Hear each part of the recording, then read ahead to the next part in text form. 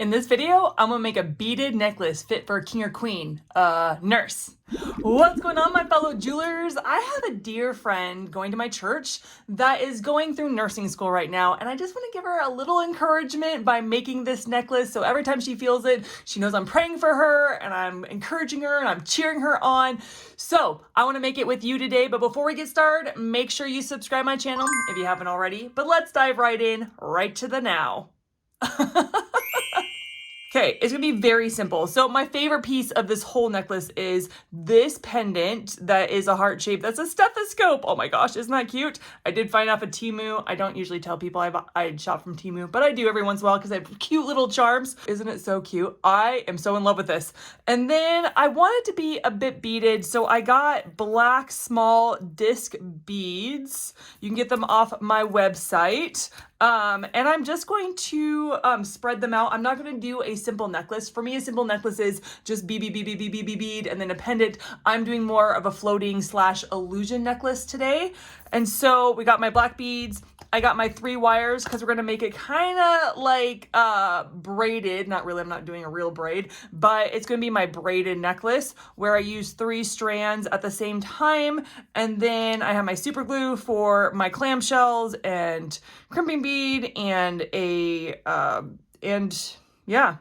jump rings. I only have 1. I need more later on. Okay, so that is all the supplies we need. Again, in every video, the supplies I use, whether UV resin or bead, I have links and lists for you in the description below. Go check that out if you want to know what I'm using today. Okay, so I am going to undo these babies. I got a 0.45, 0.3, 2.3. I prefer to use a 0.3 in this case.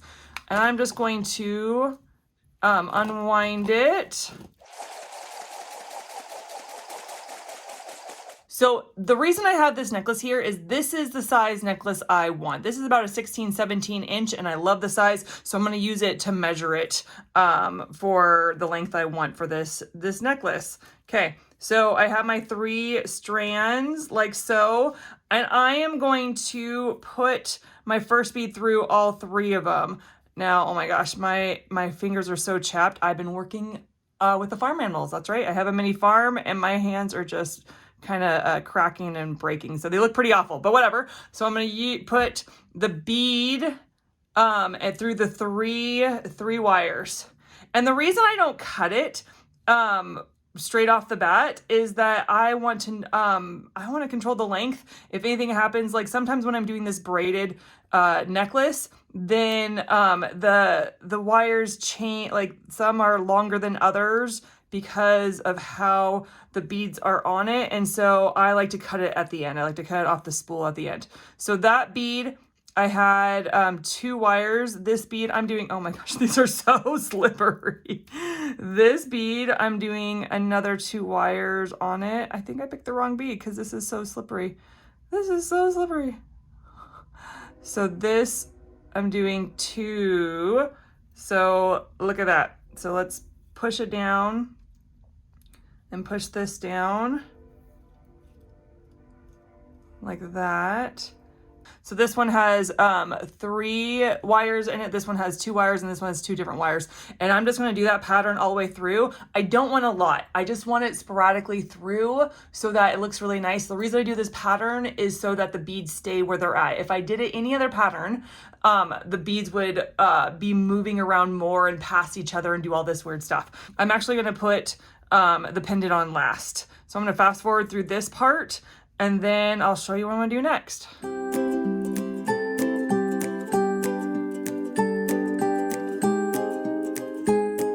So I've made it as long as I want. I have tested against this necklace. I looked at it. I'm actually gonna make it a little bit shorter than the necklace because adjustable. I'm all about the adjustable necklace because then she can wear it if she has a neckline really high and she can make it shorter, or if her neckline's a little bit lower, then she can adjust it down lower. So I'm always about the adjustable necklace. So I'm gonna do that today. I need to cut it. So I'm gonna cut all 3 just like that. I'm actually going to try it out. I'm always needing to try it out. Yes. I'm liking it. Yes. Okay. I'm not going to spread these out yet until I am ready. So I want to put a clamshell on. So I do the clamshell first. So I'm going to put my clamshell on here. And then I have a bigger crimping bead so that all three can fit in there. So now I'm going to take my crimping bead. I'm not going to put it flush. I'm going to put it to where they are just poking out. See right there? They're just poking out like so. I'm going to bring up my clamshell. And then this is my superpower, my secret superpower that I tell everybody about. So it's not really secret, is it? I'm going to put a little bit of super glue, just a little dab, because I want to make sure that it stays together. I'm all about the integrity of my necklaces, and so I always use super glue when it comes to these clamshells. Okay, so we got that. I'm gonna do the same on the other side. Okay. So now that I have this, I'm gonna spread it out a bit. I mean, they're gonna fall and do whatever they want, but I want to, just for the sake of it, spread it out to see how it looks. Oh, it's so cute. I'm so excited. I love it. That's exactly how I envisioned it. I know I'm going fast. I know I'm not teaching every step, but I do have beaded online courses that you can take. So you can go ahead, desijewelry.thinkifit.com if you want to dive into beaded jewelry. I have a whole beginner's bundle for you. Go ahead and check it out. Okay, I do have chain. This is bulk chain that I get at a local store. It comes in a pack. It's awesome. I use it all the time. These jump rings are big enough, not these jump rings. These links are big enough for a class to go through. And so I usually do, it's a little long. I usually do a little less, about that much. And it adds a good amount to the necklace and stuff. Take my jump ring. I'm going to put it on my one of my sides of my necklaces. It doesn't matter what side. And then I have a lobster clots. I always check it out before I put it on because sometimes they're either broken or jammed. And if they're jammed, you just unjam them. If they're broken, you get a new one before you put it on. Okay, so we're gonna do this. So excited. And then I'm gonna close it up. Okay, we're not done yet, y'all. We're not done yet. The last favorite step of all times is putting on this gorgeous pendant. I'm so excited. It's so cute. It's so cute. So I'm gonna put it in the middle. I am going to actually put it in the wire between these two. So it stays between these two guys. I'm gonna put it on and then I'm gonna close it up.